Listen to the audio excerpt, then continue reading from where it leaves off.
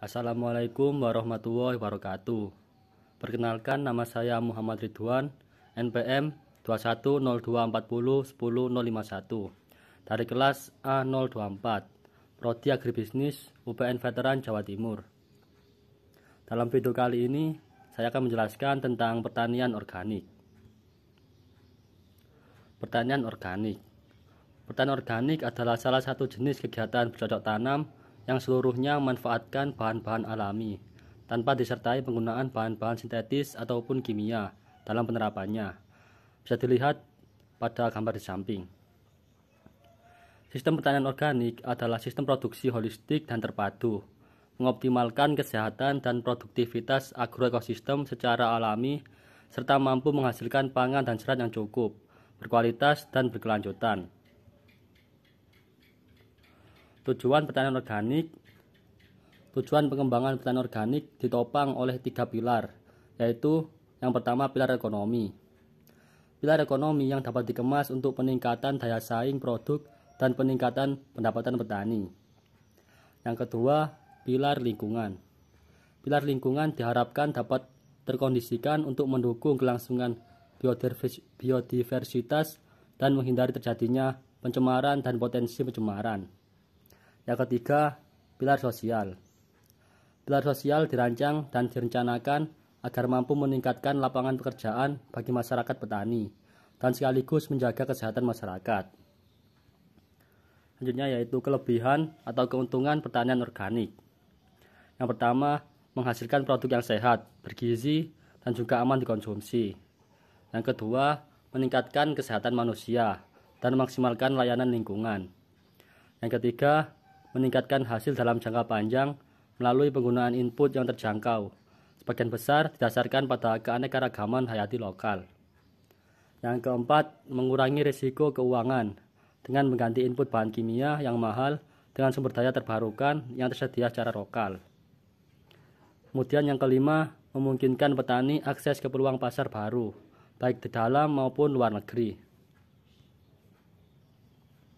Selanjutnya yaitu prinsip-prinsip pertanian organik. Ada 4 prinsip untuk mengidentifikasi pertanian organik. Yang pertama, prinsip kesehatan. Pertanian organik harus mempertahankan dan meningkatkan kesuburan tanah, kesehatan tanaman, hewan, dan manusia sebagai sesuatu yang utuh dan tidak dapat dibagi ataupun dipisahkan. Yang kedua, prinsip ekologi.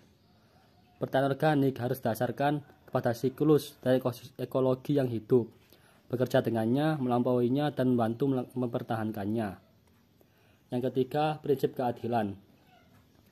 Pertanian organik harus dibangun berdasarkan hubungan yang memastikan adanya kejujuran dan keadilan dengan lingkungan umum dan peluang kehidupan. Dan yang keempat, prinsip kepedulian. Pertanian organik harus dikelola dalam cara yang penuh kehati-hatian dan bertanggung jawab untuk melindungi kesehatan dan kesejahteraan generasi dan lingkungan sekarang dan masa yang datang.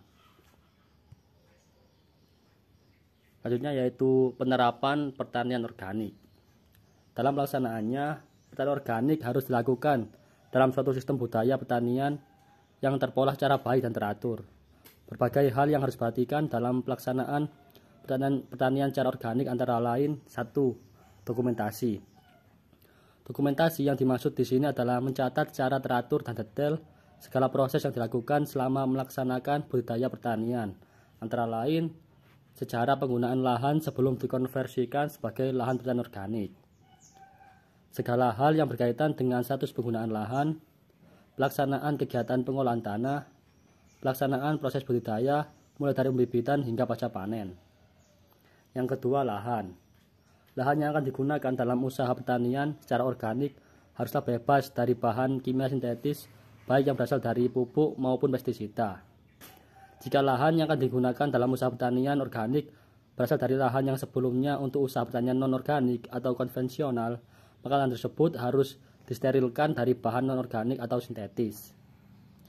Yang ketiga, benih dan bibit. Untuk pelaksanaan pertanian organik, kita juga harus memperhatikan benih dan bibit yang akan digunakan. Antara lain, benih dan bibit tidak boleh berasal dari produk rekayasa genetika atau genetically modified organism.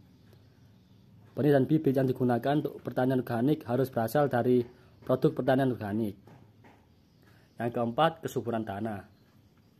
Pada pertanian organik, tanah selain kita tanami dengan tujuan produksi yang menguntungkan secara ekonomi, kita juga harus memperhatikan kesuburan dan aktivitas biologis tanah, seperti ditanami dengan tanaman Leguminosae, pemberian pupuk hijau, atau menanam tanaman yang mempunyai perakaran dalam melalui program rotasi tanaman yang sesuai.